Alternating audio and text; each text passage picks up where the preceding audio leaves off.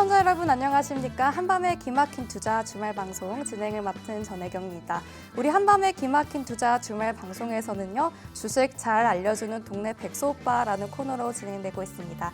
저희와 함께 하시면서 시장 전략 잘 세워가시길 바라겠습니다. 한밤 주잘백에서는요. 시청자 여러분들의 눈높이에 맞춘 질문들을 이 스튜디오 안에서 진행하고 있고요. 유망 종목 히든 전략까지 김정철 부부장님과 함께 진행하고 있습니다. 저희 시청자 참여 이벤트 준비가 되어 있는데요. 박스경제TV 시청자 게시판이나 노란톡 메신저, 너튜브를 통해서 주식과 파생상품 투자하며 궁금했던 질문들 올려주시면요. TV 방송 도중에 소개해드리고 있고요. 채택이 되신 분들께는 주식 투자와 파생상품 교육 VOD를 USB에 담아 선물로 드리고 있으니까 많은 참여 부탁드리겠습니다. 자, 이제 본격적으로 시작해봐야겠죠. 일요일의 주인공 김정철 본부장님 모셨습니다. 안녕하세요. 네, 안녕하십니까. 반갑습니다. 김정철입니다. 네, 시청자 여러분들께 인사 부탁드릴게요. 네, 시청자 여러분 반갑습니다. 연휴가 쭉 흘러오면서 우리나라 시장이 좀 좋지 않았는데 이렇게 좋지 않았던 우리나라 시장은 사실 어느 정도 좀 자충수가 좀 있었다. 이렇게 좀 보시는 게 좋을 것 같아요. 왜냐하면 이게 이제 제가 화면을 좀 보여드리려고 하는데 10월 5일 날 수급 동향인데 10월 5일 날 우리나라 증이 미국장이 올랐음에도 불구하고 우리나라 증시가 갭으로 이제 오르면서 시작은 했는데 마지막에 다 떨어지면서 결국 코스닥은 하락, 코스피도 마지막에 하락 반전 하면서 미국장 전체 증시 분위기는 다 좋은데 우리나라 장만 밀렸거든요.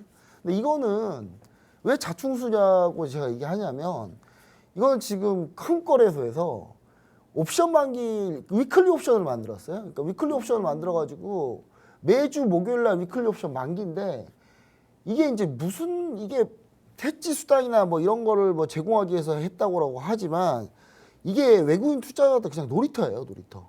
놀이터가 되면서 시장 교란하는 놀이터밖에 안 돼요, 지금 현재. 해지 수단이 없나요? 지금 그 한국거래소 관계자 여러분들이나 잘 한번 생각해 보세요. 해지 수단이 없어요? 지금 있잖아요. 다 있는데 위클리 옵션을 도대체 왜 만들었는지를 모르겠어요. 그러니까 이거는 우리나라 파생상품 시장에서 선물과 옵션 시장을 죽여놓고 규제해가지고 그 시장을 다 죽여놨거든요. 전 세계 1위였던 우리나라 옵션 시장인데 약 한 10년 동안의 규제가 계속되면서 10년이 넘어가는 규제가 계속되면서 이 시장을 다 죽여놓고 그나마 이제 이게 너무 죽인 거 아니냐 해가지고 얘기 나오니까 활성화시키겠다고 위클리 옵션을 만들었는데 이게 위클리 옵션 만들어 놓은 게 오히려 이거 외국인 투자자들이 놀이터로 만들어 놓은 거예요. 외국인 투자자들이 시장 교란하는 놀이터, 시장을 교란시키는 놀이터가 돼버린 거예요. 그래서 지금 보시면은 집계 보시면 아시기 어이없이 10월 5일 날 보세요. 풋옵션 거의 0 나오고요. 집계도 잘 안 되고 이게 무슨 시장이 이거 한국거래소 사람들 좀 뭐 하고 있는 거예요? 저는 한국거래소면은 우리나라 거래소 중에 유일하게 딱 하나 있는 거래소거든요, 우리나라에. 이래서 제가 봤을 때는 미국 같은 경우는 거래소가 여러 개 있어서 서로 경쟁합니다. 서로 조금이라도 더 잘하려고. 근데 우리나라 한국거래소 딱 하나 있으니까 이게 무슨 처박통도 아니고 여기 계시는 분들 뭐 하시는지 모르겠어요. 솔직히 상당히 고액 연봉자들이시거든요. 여기 한국거래소 근무하시는 분들. 근데 그 월급 국가 세금으로 그 월급 다 받아가면서 고작 만든 게 외국인 시장 교란하기 편하게 위클리 옵션 만들어 놓고 아무 대책도 없고 거기에 위클리 옵션 또 만들겠다고요? 진짜 답답한 이게 탁상행정이라는 게 실제 필드에서 뭘 활동을 해봤어야 알지 이런 것들을. 그러니까 탁상행정의 전형이에요, 전형.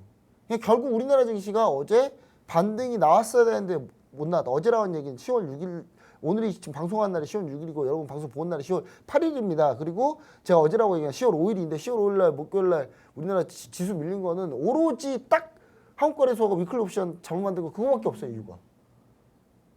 진짜 참 대단한 곳이에요. 자, 이거를 구조적으로 개혁을 저는 하기를 원합니다. 그러니까 거래소를 하나 더 만들든지, 그래 경쟁 붙이든지, 안 되면 굶어야죠. 안 되면 월급 깎여봐야 정신을 차리는 겁니다. 이건 다. 근데 그런 것도 하나 없이 뭐 반성도 없고 뭐 희한한 거 하나 만들고 있고 정말 대단한 나라, 대단한 곳입니다. 그래서 그것 때문에 지금 우리나라 증시가 교란이 돼 있는 상태예요. 오늘 이제서야 오늘 조금 반등 나왔는데 그러니까 외국인 놀이터 되게 만들어 놨어요. 외국인 투자자들이 손실 나면 위클리 옵션 통해 가지고 거기서 시장 교란해서 거기서 수익 내고 그런 놀이터로 쭈으로 지금 만들어 놓은 거예요. 그래서 저는 이제 공매도 문제도 우리나라가 개인 투자자들이 공매도가 외국인 투자자 조건이 같지 않다는 것도 문제인데 요거는 것도 또 문제다. 그래서 저는 이런 부분 때문에 우리나라 시장이 얼마나 취약한지 다시 한번 좀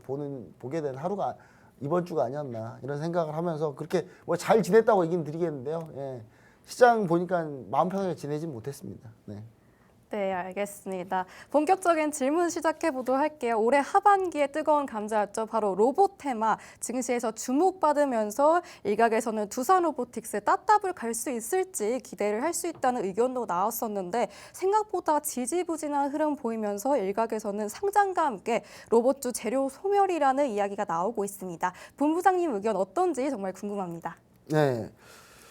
일단 중요한 거는 지금 두산 로보틱스가 지금 문제가 뭐냐면 네. 시장이 이제 기대를 많이 했는데 주가가 안 오른다는 게 문제죠. 근데 문제는 그것뿐만 있는 게 아니라 이제 시장이 그때 두산 로보틱스가 상장했을 때 상당히 좀 취약했어요. 그러니까 지수가 하락하는 상황이었고 그러다 보니까 두산 로보틱스의 공모가를 대비해서 크게 올라지 못했고 원래 이제 97% 정도인가? 아마 그 정도 올랐을 거예요. 그 정도 네. 올랐었고 어제가요. 그리고 시초가 대비해서는 밀렸어요. 시초가 대비해서는 시초가는 100 몇 프로까지 급등했다가 어제 20 몇 프로가 시초가 대비해서 떨어지면서 두산 로보틱스는 20% 넘게 어제 하락한 거거든요. 그러니까 공모가 대비해서 100 몇 프로가 올라서 시초가 시작했는데 거기서 다시 밀린 거예요. 밀린 건데 그래도 오늘 지금 살짝 반등 나왔는데 전체적으로 이 로봇 관련주들이 그럼 향후에 안 좋냐? 뭐 그건 아닙니다. 두산 로보틱스가 갖고 있는 상당히 중요한 포인트들이 몇 개 있어요. 한 3가지 정도 압축을 할 수 있는데 물론 두산 로보틱스가 뭐 얼마나 대단하냐 얘기하면은 뭐 대단하다라고 얘기하기 좀 그래요. 왜냐하면 뭐 사실 두산 로보틱스가 실적을 보시면 아시겠지만 뭐 실적이 나오는 회사는 아니에요. 보시면 아시겠지만요. 예. 적자예요. 적자인 회사고 그 다음에 이제 이 회사 같은 경우 이제 다만 국내 협동 로봇에서는 1위고 점유율 1위고 글로벌로 따지면 점유율 5위 안에 든다고 하는데 이것도 조금 여러분들이 내용을 좀 자세히 들어보면 1위, 2위가 워낙 세요. 그 3, 4, 5, 6, 7, 8, 9위가 도토리 키재기. 조금만 하면 바로 추월이 되는 그런 형태의 현재 구조를 갖추고 있기 때문에 뭐 사실 뭐 두산 로보틱이 엄청 대단하다고 하기는 좀 그렇지만 그래도 우리나라 협동 로봇 2위라는 거 그리고 이제 그런 부분이 이제 투자의 메리트라는 거죠. 그럼 두 번째 포인트는 뭐냐면 두산 로보틱스는 그러니까 유통 주식이 별로 없어요. 유통 주식이 별로 없다는 건 뭐냐면 두산이라는 회사가 두산 로보틱스 자회사로 갖고 있는 다음에 이거를 상장을 시킨 건데 그렇게 되면서 이제 주주들이 아주 단순한 구조로 돼 있고요. 주식회사 두산 지주회사가 주식을 거의 대부분 갖고 있고 지금 68.19% 갖고 있잖아요.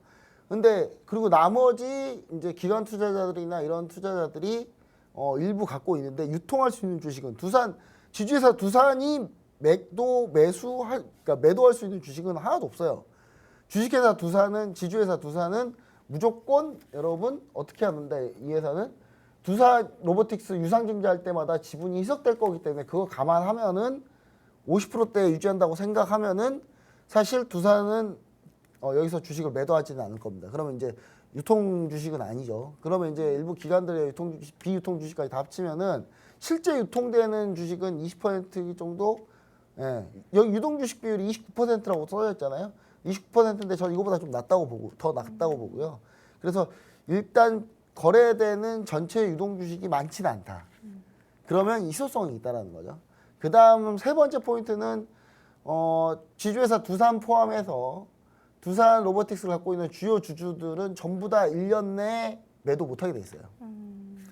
보호회수 걸려 있기 때문에 2개월 내로 보유해서 풀리는 비중이 한 2%밖에 안 돼요. 그러면은 사실 오버행 이슈도 없다. 네. 그러면 이제 사실 두산 로보틱스 좋다고 봐야 되는데 저는 그래서 지금 매수 보셔도 상관없다.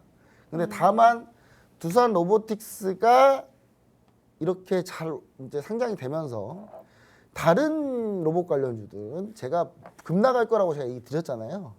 예, 역시 SPG 급락했고요. 이날 마이너스 12%. 그 다음에 레인보우 로보틱스 역시 어제 급락하고 오늘 추가로 더 밀렸죠.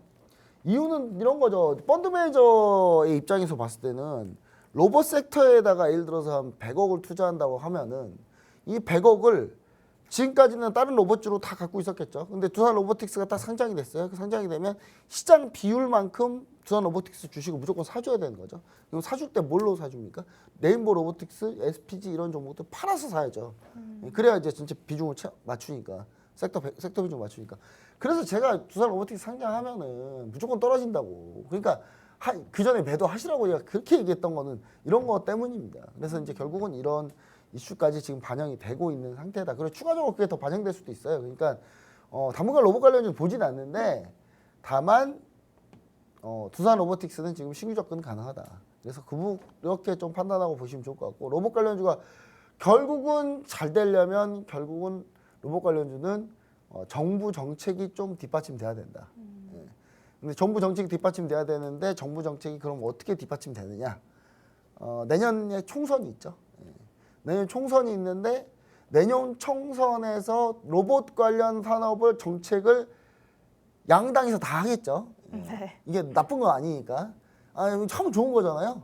하면 좋은 거고 그 진보와 보수를 떠나서 이거는 앞으로 육성할 산업이다라고 다 생각하니까 그거는 그래서 무조건 정책이 나올 거예요. 그래서 그럴 때마다 움직이는 가능성이 높다. 그러면 이제 정부 정책을 좀 기다려야 된다. 이렇게 좀 얘기 드리고 그냥 로봇 관련주는 일단 한 타임이 끝났다. 그래서 기존 보유자분들은 어떻게 해야 될까요? 하면은 이제 저는 기존 보유자분들한테 어떻게 얘기를 좀 드릴지가 유로메카도 마찬가지고 지금 로봇 관련주 다 밀렸잖아요. 그래서 저는 기존 보유자분들이라면 각 종목마다 조금 라인들은 다 다른데 손절가를 좀 잡고 대응하시는 게 맞지 않을까. 그래서 유로메카 같은 경우는 제가 봤을 때 31,200원 정도 자리 잡고 여기 깨지면 던진다라는 생각으로 이제 준비하시고 이제 정말 하단 라인까지도 보겠다 하시는 분 27,000원인데 이러면 너무 손절이 길어지죠.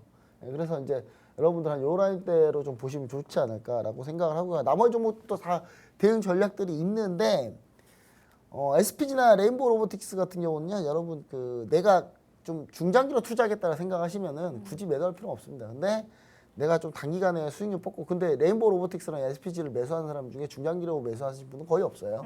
네, 다 단타지. 네. 네, 그러면 이제 다 물린 거거든요. 그럼 물렸을 때 대응 전략이 좀 궁금하신 분들 일단 들어오셔서 물어보시면서 제가 거기서 이제 답변을 좀 드리도록 하겠습니다. 그래서 그런 부분들은 좀 반드시 노란톡 메시지 오픈 채팅 한번 찾아주시면 좋을 것 같습니다.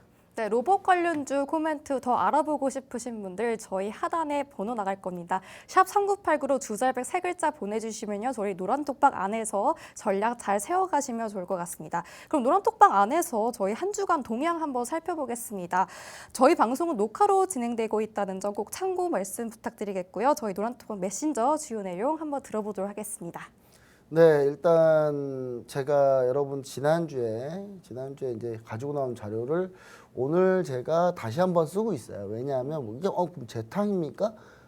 오늘 이슈가 거의 다 겹치기 때문에 그래서 쓴 건데 자 여러분 보세요. 제가 마이크론을 보면 알 수 있다라고 제가 이거 지난주 자료인데 틀렸어요. 제가 결국은 마이크론 실적이 잘 나올 거라고 했는데 실적이 잘 안 나왔죠. 예상치보다, 네. ASP가 올라가지 못했습니다. 생각보다 더 올라갔고 그 다음에 다만 요 얘기는 나왔어요. 요 얘기는 그 HBM 관련해서 마이크론이 하겠다. 제가 그건 여러분 예상했잖아요. 제가 마이크론이 분명히 HBM 반도체 우리도 할 거다라고 분명히 얘기할 거다라고 제가 얘기 드렸잖아요. 그러면서 제가 얘기 드렸던 종목이 요건데 HBM 반도체 관련주 해가지고 요거 얘기 드렸잖아요. 이게 뭐였을까요? 한미 반도체였어요. 한미 반도체였어요. 한미 반도체였는데 한미 반도체가 이제 여러분 차트를 보시면 아시겠지만 이번 하락을 상당히 잘 버티고 반대로 좀 올라온 모습입니다. 근데 추가적으로 더 갈 가능성이 높고요. 한미 반도체 같은 경우는 여러분 보시면 아시겠지만 수주가 어제 나왔어요. TC 본더 장비를 이거를 이제 SK 하이닉스에다가 납품하는 걸로 지금 나와 있죠.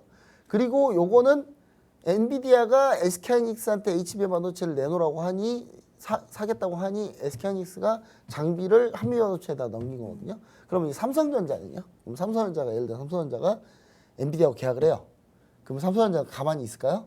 역시 또 한미반도체한테 본도 장비 수주를 하겠죠. 수주하라, 그러면 네. 이제 고객사가 추가로 확보될 가능성이 높아요. 그래서 한미반도체는 추가적으로 우리가 좀 더 보자, 볼 수 있는 종목이다 이렇게 얘기 드리고, 그 다음에 DDR5 관련주로 여기 써져 있는 종목이 있습니다. 기판 관련주. 이게 바로 뭐냐?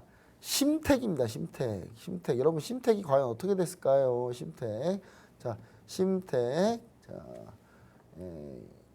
혼자 올랐어요. 나올 줄 오른 종목이에요. 이거. 그래서 시청자 여러분들이 요쪽이 되는구나. 그러니까 DDR5하고 AI 반도체와 관련돼 있는 HBM 반도체 하는 종목들만 되는구나. 이렇게 좀 보시는 게 그게 좀 편하지 않나. 그렇게 좀 그런 종목만 위주로 좀 보시는 게 편하지 않나. 이거를 여러분들이 과연 추석 연휴 때 같이 오셨더라면 충분히 다 여러분들은 같이 저와 함께 이것들을 다 이런 종목을 공략할 수 있었겠죠. 물론 이런 종목들이 많이 올랐나요? 할 말 없어요. 많이 오르신 건 아니니까. 물론 두산 테스나는 많이 올랐어요. 반등을 많이 했는데 두산 테스나 같은 경우는 반등을 많이 했죠. 후공정 장비 관련주들도 좀 반등이 나왔는데 오늘 한 11% 넘게 나왔어요. 근데 요거는 많이 밀려서 반등 나온 거고요. 그래서 여러분들이 봤을 때는 뭐 물론 수익률이 미미할 수 있습니다만은 시장과 비교해 보자. 시장이 그토록 안 좋았는데 그래도 이 종목들은 버티고 올라왔다라는 게 가장 중요한 포인트다. 이렇게 좀 얘기 드립니다. 그래서 시장이 밀렸을 때 많이 이런 데서 많이 이제 손실이 안 나고 오히려 버티고 거기서 수익으로 전환하고 이런 게 쌓이면 수익률이 바뀌는 거거든요. 그래서 여러분들 이런 부분들을 반드시 노란통 메시지 오픈 채팅방에서 반드시 얻어가셨으면 좋겠다. 이렇게 좀 얘기 드립니다. 네, 이번 주 시장 많이 안 좋았습니다. 그럼에도 불구하고 본부장님이 추천해준 종목들은 반등에 성공하는 모습 보여줬는데요. 저희와 함께 이런 종목 함께 가져가고 싶다 하시는 분들 하단에 샵 3989 번호로 주잘백 3글자 보내주시면요. 저희와 함께 이런 종목 가져가실 수 있을 것 같고요. 또 이런 방법이 어렵다. 다른 방법 준비되어 있습니다. 하단에 QR코드 보이시죠? 스마트폰 기본 카메라 어플리케이션 실행하시고 이 QR코드에 가깝게 가져다 대기만 하시면 저희 링크 하나 들 겁니다. 그 링크 타고 들어오셔서 히든 종목 받아가시면 참 좋을 것 같습니다. 자, 저희는 잠시 쉬었다가 돌아오겠습니다.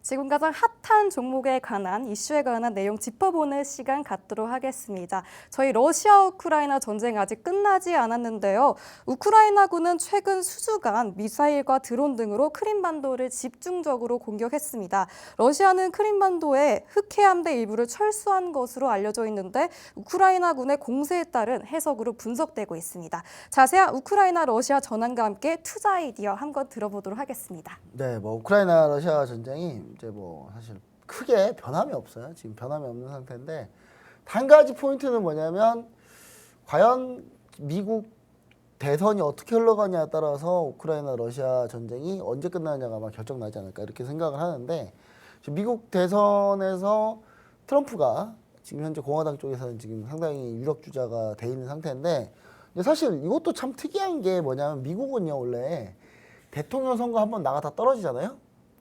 그럼 두 번 다시 안 나오는 게 약간 불문율이에요. 원래 안 나오는 게 불문율이거든요. 근데 트럼프는 이게 철판을 깔아가지고 얼굴에 자기 철판을 깔았죠. 그래서 자기는 대통령 했다가 물러났음에도 불구하고 떨어져가지고 물러났음에도 불구하고 다시 또 나오는 이게 제가 봤을 때는 그 트럼프 전 대통령, 미국 전 대통령도 정말 보통 사람은 아니다. 일반 사람들이 도저히 할 수 없는 그런 약간 철판을 가지고 있지 않나 이렇게 좀 생각을 하고요. 그렇게 되면 이제 공화당은 지금 기조가 뭐냐면 우크라이나 안 도와주겠다는 얘기예요. 우크라이나 도와줄 필요 없다는 얘기고 그러면 이제 사실 우크라이나가 전쟁을 수행하는 데 있어서 상당히 어려움이 많을 것이다.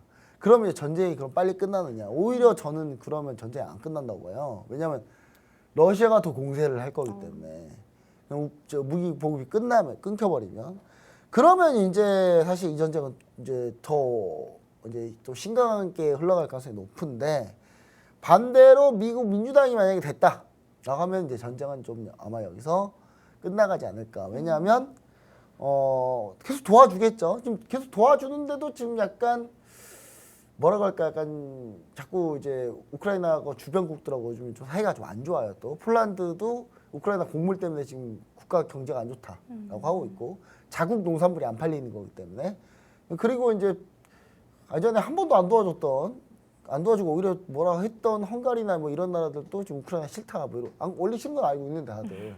근데 지금 그런 상황이에요. 그래서 지금 제가 봤을 때는 이게 이제 종전을 어느 정도 좀 우리가 좀 생각해 볼 만한 타이밍이 내년에 오지 않을까 이렇게 좀 생각을 하고 있고요.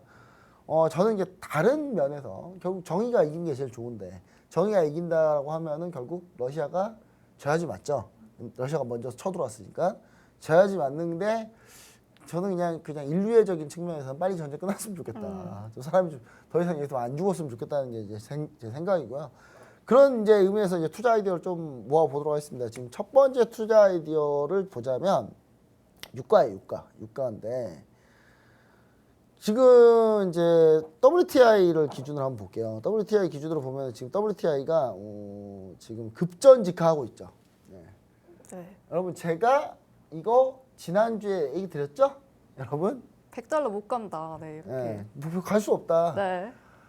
미국 IB 증권 IB들이 투자은행에서 유명한 애들, 골드만삭스 뭐 이런 애들, 모건스탠리 이런 애들이 설레발 칠 때 간 적이 한 번도 없어요. 특히 유가는. 그때 미국 IB들이 뭐라고 설레발 쳤어요? $100 찍는다. 난리를 쳤죠. 난리를 쳤는데 그렇게 설레발 치고 나서 그게 간 적이 제가 본 적이 없어요. 지금 보시면 아시겠지만 그 설레발 치면서 좀 지금 밀렸죠. 자, 그리고 제가 근거로 제시했던 게 뭐였습니까, 여러분? 러시아가 감산할 가능성이 없다. 감산 이행을 안 할 거다, 일단. 그러니까 감산하자고 사우디하고 약속을 한 거지 감산을 한 게 아니거든요. 사우디는 감산을 할 용의가 있죠. 감산을 해서 좀 비싸게 팔고 싶으니까. 근데 러시아는 감산할 용의가 전혀 없거든요. 왜냐하면 인도가 몬순 시즌이 끝나면은 유가 원유 소비량이 확 늘어나거든요. 그럼 그걸 러시아가 주로 공급을 해왔단 말이에요. 그럼 인도가 원유를 막 쓰겠다고 좀 팔아달라고 하고 있는데 러시아가 우리 감산하니까 안 돼. 라고 할 리 없다는 거예요. 네.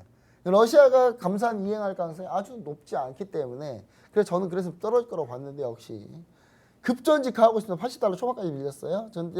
저는 이제 여기서 한 박스권을 그리지 않을까라는 생각을 합니다. 박스권을. 그래서 저는 유가가 이제 한 단계 레벨업을 했는데 레벨업 하고 나서 좀 박스권 흐름. 그렇게 따지면 원유 관련주들, 유가 관련주들 지금 보면 되느냐 안 되느냐? 당연히 안 되겠죠. 특히 SO일 같은 경우 한번 볼게요. 흥구석유 뭐 이런 건 말할 것도 없고요. 근데 SO일이나 잠깐만요. 이게 아니죠? 여기죠. S오일. 자, S오일 같은 경우는 최근에 이제 이 유가 상황을 반영을 해서 좀 밀리죠. 근데 요거는 이제 배당 주기 때문에 전저점 라인이면 한 요 정도거든요. 한 69,000원 라인에서는 매수해볼만 하다. 매수하고 그냥 배당 받으면 된다. 이렇게 좀 생각하시면 좋을 것 같고, 그 다음 뭐 흥구석유, 한국석유 뭐 이런 건 절대 안 되고요. 다 안 된다고 보시면 좋을 것 같고, 그 다음에 천연가스도 소비량이 이제 늘어나는 시즌이기 때문에 이 천연가스 관련주도 좀 생각을 해보실 타이밍이 됐다고 생각하시는데 아직은 아니다라는 거. 좀 상황을 좀 지켜보자. 그래서 유가 관련주들은 전반적으로 다 그냥 제가 봤을 때는 어느 정도 좀 관망이다. 관망세. 그리고 유가 떨어진다고 제가 얘기 들었을 때 그때 눈치채서 다 파셨어야죠.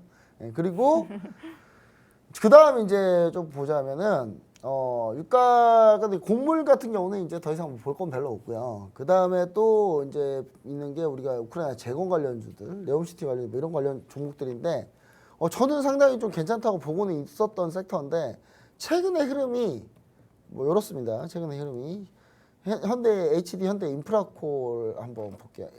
인프라콜. 지금 이제 전 저점을 깨고 내려가고 있죠. 깨고 내려가고 있는데 저는 이제 이 부분은 조금 내려가다 하더라도 반등은 나올 거라고 보고는 있습니다. 보고는 있는데 예상보다 좀 약하다는 게 좀 안타깝고요. 근데 이 지지라인 9,300원의 이 지지라인은 상당히 두텁다라고 보시면 좋을 것 같아서 여기서 이제 10,000원 내 박스권 그리지 않을까 생각을 하고 있고 그 다음에 저희가 신규로 공략하고 있는 종목이 하나 있어요. 현대엘렉트릭이 있습니다. HD 현대엘렉트릭인데 HD 현대엘렉트릭은 그래도 주가가 지금 덜 빠져서 흘러가고 있기 때문에 요거는 지금 현재도 접근은 가능하다. HD 현대엘렉트릭 쪽으로 좀 이거는 이제 전기 배전 변압기 이런 관련주인데 전기 관련주죠. 그래서 현대엘렉트릭 같은 경우도 우리는 현대엘렉트릭 같은 경우는 신규 주입도 가능하니까 여러분들 이거 보시면 좋을 것 같고 그다음에 최근에 사우디 네옴시티 관련주들이 좀 많이 올랐어요. 히림 같은 경우. 히림 같은 경우가 지금 이제 시세를 탄력을 받고 있죠. 그 다음에 한미글로벌. 둘 다 이제 비슷한 일을 하는데 히림이 최근에 상당히 좀 많이 각광을 받고 있습니다. 히림 같은 경우가 제가 항상 히림에 대해서 약간 그 이상하게 얘기를 해서 히림에 대해서 부정적인 생각을 갖고 계신 분들이 좀 많은데 히림이 김건희 여사님 후원한 건 맞아요. 근데 히림이 그 후원은 했지만 기술력도 있는 회사다. 그렇다고 해서 맨날 히림이 김건희 여사 후원했기 때문에 그것 때문에 뭔가 특혜를 받아가지고 뭔가 뭘 하는 게 아니에요. 원래 이 회사는 상당히 기술력 좋은 회사고 관련해서 그 해외 수주 공장, 해외 수주 산업들 관리하는 거는 상당히 잘하는 회사입니다. 그래서 그 부분을 좀 우리가 좀 참고하셔서 히림이 반등이 나오고 있는데 히림이 지금 매물벽을 좀 돌파를 한 상태예요. 매물벽을 돌파한 상태이기 때문에 히림 같은 경우는 조금 이게 추가적으로 좀 밀리게 되면 좀 박스권입니다만은 아직 박스권을 돌파하기 쉽진 않겠죠. 11,000원까지는 돌파해야 되니까. 그러면 이제 올라오면서 조금씩 이제 박스권 돌파하려고 하면서 그때부터 좀 매수를 보시면 좋지 않을까라는 생각으로 히림도 약간 긍정적으로 좀 얘기 드리고요. 그 다음에 이제 우리가 봐야 될 거 뭐 여러 가지가 있습니다만은 방산주들이 이제 잘 안 가죠. 잘 안 가는데 방산주들 같은 경우 여러분들 지금 올해 수주 내용 나오고 이제 실적 나오면 어느 정도 좀 반등이 나올 수 있다. 그러면 실적 시즌까지는 좀 기다려 보자는 게 제 얘기고요. 방산주를 굳이 하고 싶으시면 HD 현대중공업 같은 선박 관련 군항 관련주들 좀 보시는 게 낫다 이렇게 좀 얘기를 드렸는데 여기 좀 많이 밀렸어요. 유가가 하락하면서 같이 밀렸거든요. 유가 상승할 땐 가지도 못하더니 유가 하락하니까 같이 밀려요.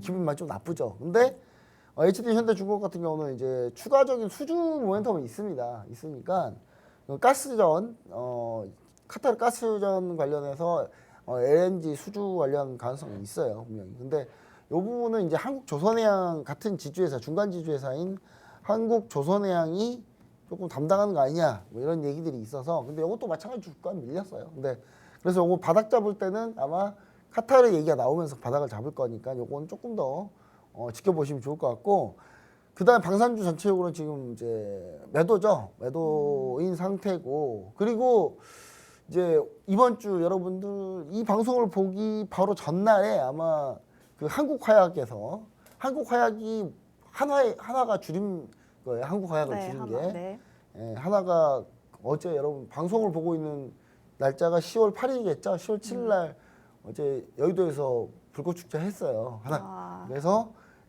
이미 한 개 된 거죠. 저희는 지금 아직 못 봤지만 저희는 미래의 일입니다. 여러분들은 이걸 볼 때쯤이면 어제 이미 했던 거죠. 이제 그런 거 이제 축제 이런 거 좀 잘 즐기시고 지금 당분간 방사능 보지 말자.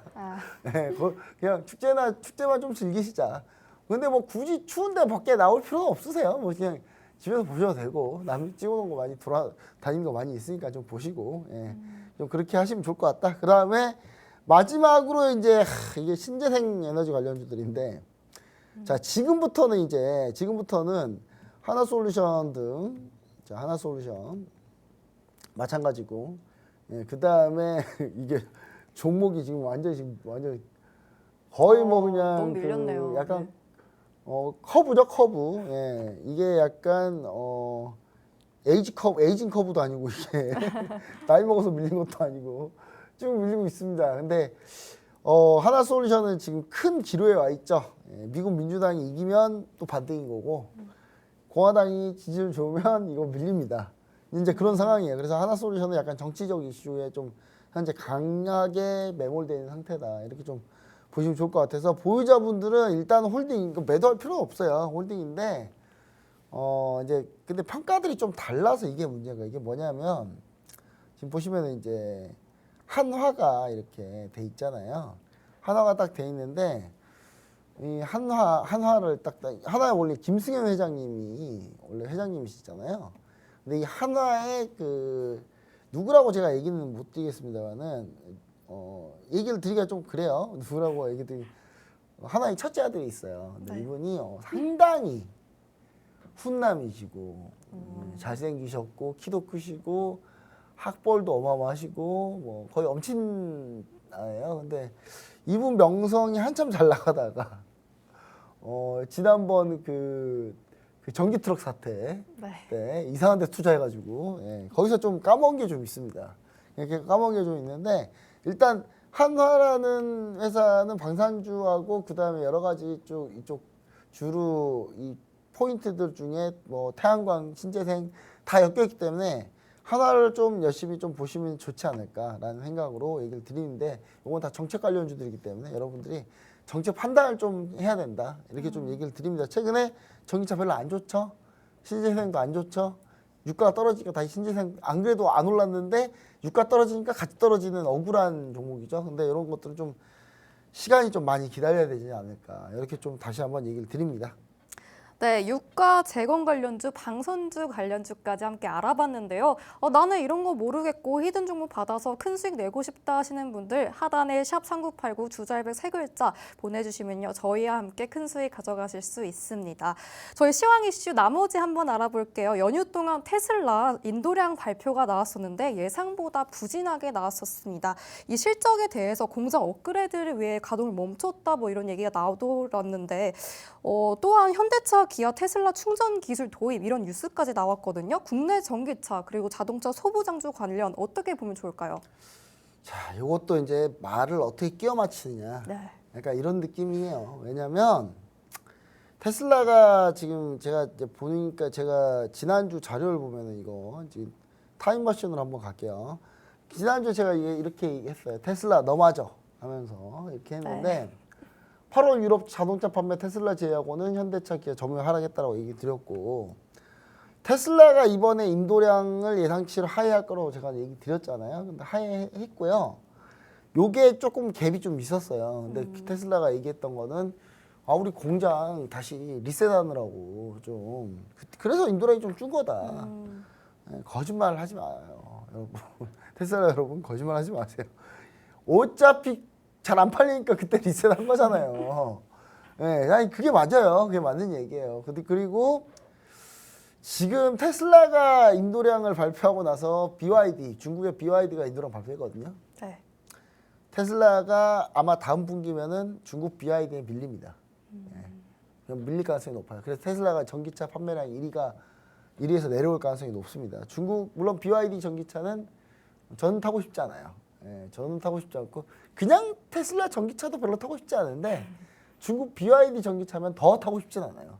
그리고 뭐 이런 생각들이 과연 저만 그럴까? 지금 우리나라 지금 보면은 2차 전지 쪽 지금 다 안 좋습니다. 네. 다 안 좋은데 뭐가 문제냐? 2차 전지 쪽에서 우리나라가 다 안 좋은 거는 지금 보조금이 남아 도는 게 벌써부터 그걸 증명하고 있어요. 사람들이 전기차를 많이 안 사서 보조금을 많이 안 가져가니까 보조금이 남아 도는 거예요, 지금. 그래서 지금 현대차 기아가 지금 생각해 놓은 거는 레이 전기차 같은 그냥 조그만 차들 위주로 소형 전기차를 지금 현재 지금 그쪽으로 승부를 보려고 하고 있는데 이런 거 같은 경우는 무조건 배터리를 뭐 쓰냐? LFP 배터리를 써요. 제일 싼 배터리. 제일 싼 걸 쓰겠죠, 당연히. 당연히 이거 싼 걸 쓸 수밖에 없는 겁니다. 그렇다 보면은 결국 우리나라는 3원계 배터리 위주인데 그럼 3원계 배터리 위주인데 오히려 LFP 배터리가 훨씬 더 잘 팔리는 상황이 벌어지니 주가가 좋겠냐고 여러분. 제가 누누이 얘기 드리잖아요. 제가 여기 보시면은 제가 이 방송에서 또 자랑을 해야 될 것 같은데 자, 이거는 제가 자랑인데 에코프로 이날 기억하세요, 여러분? 7월 26일 날. 네. 7월 26일 날 제가 그랬어요. 제가 이거 수요일 날 2시 3시 방송이 있거든요. 팍스웨이 TV에. 네. 이날 출연해 가지고 제가 무슨 얘기를 했냐면 이날 골프 클럽 살라고 오전에 휴가를 내고 클럽을 사고 나서 그다음에 밥집에서 이제 혼밥을 열심히 하고 있는데 옆에 분들이 이게 식사를 하러 오셨어요. 네. 그 다른 게 전혀 모르는 분들이 여러 네네. 사람이 딱 보니까 직장 동료들이에요. 근데 거기에 막내가 그랬단 말이에요. 거기 막내에 있는 사람이 제가 좀 2차 연주로 수익이 많이 났습니다. 그런 얘기를 하더라고요. 그러면서 그걸 가지고 계좌를 보면서 자랑을 하는 거예요. 그때 거기 제일 선임이신 분이 네. 그걸 보더니 그럼 나도 한번 사볼까? 해서 그 자리에서 주식을 사더라고요. 예, 그게 12시 45분이었거든요. 네. 딱 15분 뒤에 대폭락이 벌어졌어요. 이게 15분 뒤 7월 26일 날 그 수요일 날 15분 뒤 1시에 대폭락이 대폭락으로 일어났네요. 쭉 폭락하고 그 뒤로 올라간 적이 없어요. 저는 아직 좀 궁금한 게 있습니다.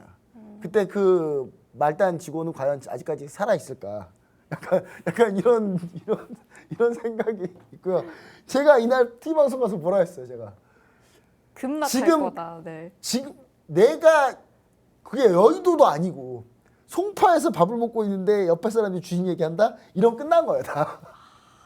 여러분 이거 인간 지표예요, 이거. 그냥 끝났다. 2차 전지 끝났다고 그랬잖아요, 제가. 근데 기를 쓰고 2차 전지 끝까지 버티던 분들이 계셨어요. 근데 그분들 진짜 안타깝습니다. 근데 그런 상황이 벌어졌으면 2차 전지가 다 안 좋은 거예요. 그러니까 잘 안 팔리는데 안 팔리기 때문에 그러니까 전기차를 안 사려고 하는 사람들의 이유를 좀 알아봤거든요. 네. 이유를 알아봤어요. 첫 번째 이거 뭐냐면 비싸다예요. 아. 그럼 싸게 해야 되겠죠. 네. 그래서 현대차, 기아도 이번에 그래서 레이 전기차를 만든 거예요. 싸게 네. 출시하려고. 그렇다 보니까 이걸 싸야 되니까 그러니까 배터리를 우리나라 걸 못 쓰는 거예요. 그래서 LFP 배터리 LF 배터리 사용하는구나. 중국의 BYD 걸 쓰고 있어요. 지금. 네. CATL. 네. 지금 이런 상황이라고요. 그러니까 전기차가 반등을 하려면 3원계 배터리에 확실한 장점이 나와야 되는데 이게 나오지도 않을 뿐더러 미국은 너네 전기차 공장 안 지었으니까 보조금 못 줘. 일단 지어놓고 얘기해. 생산하면. 프랑스는 거리가 멀면 멀수록 보조금 안 줘. 영국은 2030년에 전기차 다 바꾼다 그래놓고 딱 봐도 자기들이 안 되니까 2035년 다시 미뤘죠. 네. 그러니까 전체적인 분위기가 2차 전지가 안 좋은데 거기에 3원계 배터리가 더 안 좋아요. 지금 그런 상황이라고요. 지금 그런 상황이기 때문에 지금 현재 상황이 좋지 않다. 그러면 지금 보유자분들 어떻게 해야 되느냐? 빠르게 손절하셨어야 되는데 손절이 안 된 분들은 지금 홀딩인데 어떻게 각 종목마다 다 홀딩을 합니까? 그래서 저는 이거 거짓말 하나도 안 하고요. 이거 지난주에 있는 자료입니다. 지난주에 이 자료 맞아요? 물어보실 수 있어요? 네. 이거 지난주 영상 보시면 돼요. 제가 여기 써놨잖아요. LFP 배터리 신규 투자 가능한 종목이나 아니면 원통형 배터리 관련주를 봐라. 그리고 셀 관련주를 봐라. 원통형 배터리 관련 중에 제일 유명한 종목이 뭔지 아시죠? 니켈 도금강판으로 원통형 배터리를 만드는 TCC 스틸입니다. 여러분 TCC 스틸 주가를 한번 보세요. 어제 올랐죠. 네. 어제만 올랐어. 오늘도 오늘도 올랐어요. 올리고, 네. 원통 배터리 가잖아요. 네. 원통 배터리. 여러분 원통 배터리 가잖아요. 얘는 가잖아요. 왜냐? 테슬라는 LFP 배터리를 쓰든 아니면 뭐 3원계 배터리를 쓰든 간에 일단 원통 배터리를 만들려고 해요. 요즘에. 그리고 원통 배터리를 만들려고 하고 그다음에 이제 그 LF 배터리의 좀 요거는 이제 세부적인 내용이긴 한데 LF 배터리가 사실 이제 에너지 밀도가 안 좋거든요. 그러니까 주행거리가 짧은 거거든요. 근데 이 LF 배터리 같은 경우는 뭘 생각하시면 되냐면 점점 진화하고 있어요. LF 배터리가. 그러니까 LF 배터리는 잘해봐야 350km 간다 했는데 이제는 BYD 같은 경우는 지금 500km 가는 배터리까지 현재 지금 만든 상태예요. 이 LF 배터리 가지고 500km를 가버리면 이 3원계 배터리가 500km부터 시작하긴 하는데 그럼 거의 비슷한 거예요. 오히려. 그래서 물론 3원기 배터리 최대 가면 600km, 700km, 800km도 가긴 합니다만은 여러분 내가 전기차가 있어요. 있는데 내가 시동을 풀로 충전한 다음에 시동을 걸었는데 네. 500km 이하로 뜬다. 400km 이하로 뜬다. 그럼 여러분의 전기차의 배터리는 싸구려 중국제 LF 배터리일 가능성이 아주 높습니다. 아주 높아요. 근데 지금 그렇게 좀 생각하셔야 될 것 같고 저는 이제 그런 의미에서 TC 스틸 정도가 원통형 배터리로 테슬라가 원통형 배터리를 밀고 있으니까 지금. 그래서 저는 이 부분을 좀 우리가 좀 생각을 해보셔야 된다 이렇게 좀 생각하고요. 지금 오늘 보면은 이게 2차 전지 관련주들 화면 보시면 아시겠죠? 이게 전부 다 싹 다 2차 전지 관련주들이에요. 근데 제가 신흥 SEC부터 해가지고 신흥 SEC 그 다음에 상신이 DP 그 다음에 TCC 스틸 그 다음에 동원 시스템 이런 종목도 다 뭐 관련주다?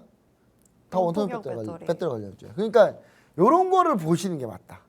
그래서 내가 기존에 2차 전지에 좀 물려 있다면 이쪽으로 좀 뻗어나갈 수 있는 종목들로 우리가 좀 봐보자 이렇게 좀 얘기 드리고 동아기업이 오늘 11% 올랐다는 건 상당히 좀 의미 있는 일입니다. 그래서 혹시나 뭐 동아기업 보유하신 분들은 저는 개인적으로 동아기업이 지금 상당히 최근에 추세가 가파르고 좋다 보니까 요거는 전해주 관련 중에 한데 제가 봤을 때는 충분히 더 볼 수 있기 때문에 이런 종목들 그러니까 섹터 내에서 강한 종목들 차별화되고 있는데 이 강한 종목들 위주로 좀 여러분 보시면 좋지 않을까 이렇게 좀 얘기를 드립니다. 그래서 테슬라의 인도량을 가지고 우리가 투자 아이디어 힌트를 보자면은 우리는 약간 원통형 배터리 관련주들 그 다음에 추가적으로 제가 얘기 드렸던 거는 셀 관련주들인데 셀 관련주보다 확실히 그냥 원통형 배터리 관련주가 제일 나은 것 같아요. 그래서 요걸 한번 좀 보시면 좋을 것 같습니다.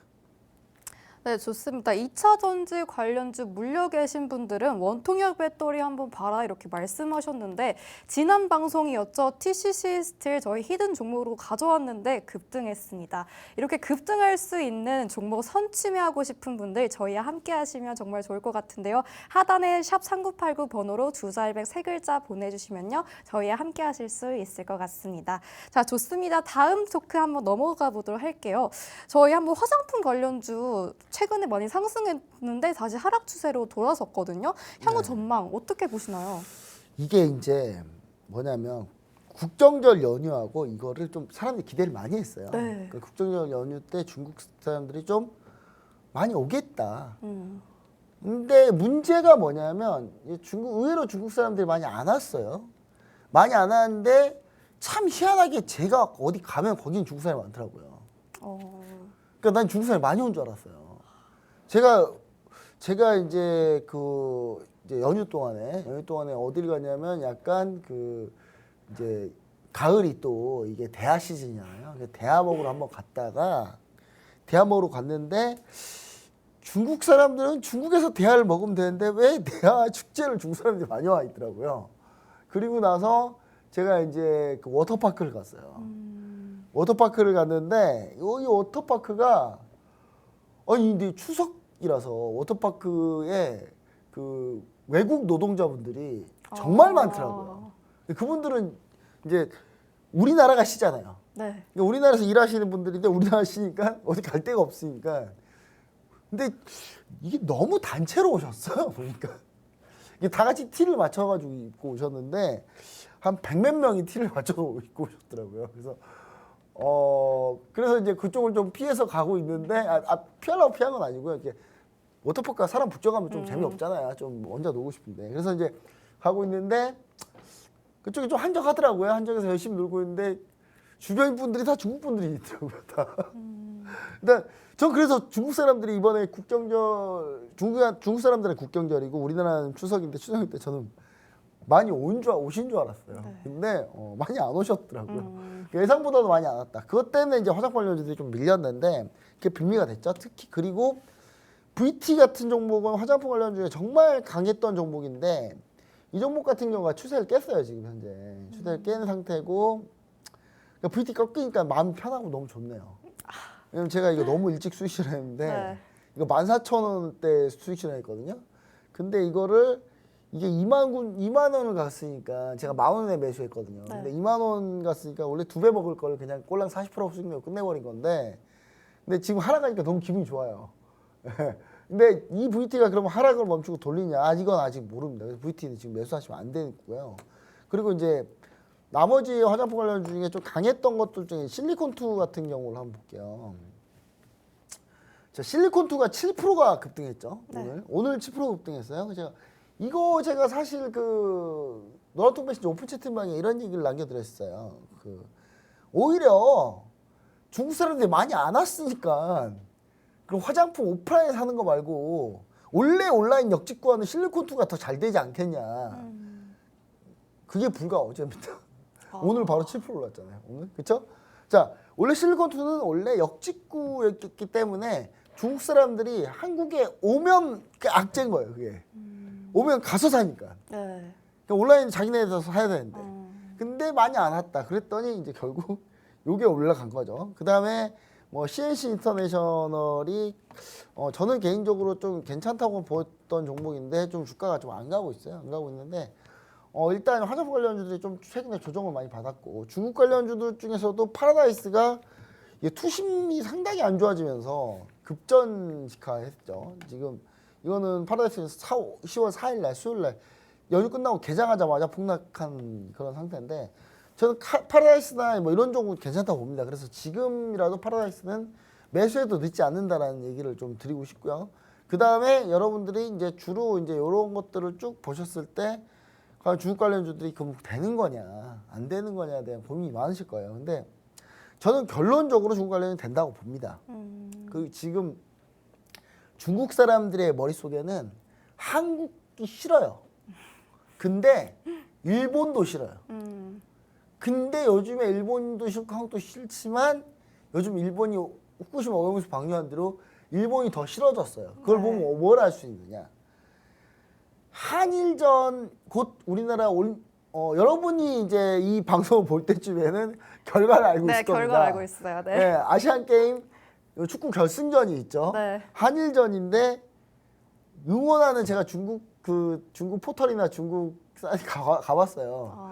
응원 비율을 보니까 한국이 더 많아요. 아니, 한국이 더 응원을 많이 받고 있어요. 네. 그러니까 평소에는 솔직히 우즈벡전만 해도 중국 사람들이 한국을 싫어하기 때문에 우즈벡 이겨라 했거든요. 네. 그 전에는 당연히 중국이라 했으니까 중국 이겨라 했겠죠, 당연히. 그렇게 가다가 갑자기 결승전에 한국하고 일본하고 딱 붙으니까 한국을 응원하는 사람이 더 많더라고요. 그만한 일본을 싫어하는 사람이 더 많다. 네. 중국은 현재 지금 약간 그런 상태다. 그렇다면 저는 향후에 그래도 여행은 일본으로 최대한 안 가지 않을까라는 생각을 합니다. 그래서 결론은 이제 그런 부분만 봐도 알 수 있거든요. 그런 부분만 저는 봐도 알 수 있다고 보기 때문에 그런 이제 중국 관련주들은 되긴 될 거다. 근데 지금 너무 올라갔던 종목이 차익 실현 매물이 좀 많이 나온 거다라고 좀 보셔야 될 것 같고 그런 면에서 이제 VT나 이런 종목들 같은 경우는 돌아 나오면은 보시면 좋을 것 같고요. 안 갔던 종목을 보는 것도 나쁘지 않습니다. 예를 들면 뭐 코스맥스 같은 경우, 자, 코스맥스 같은 경우도 지금 쭉 많이 밀렸죠. 가다가 밀렸던 이게 CNC 인터내셔널이랑 거의 비슷해요, 차트가. 왜냐하면 같은 일을 하고 있기 때문에. 그래서 이 부분을 좀 우리가 좀 눈여겨 지켜보자 이런 종목들. 그 다음에 호텔신라도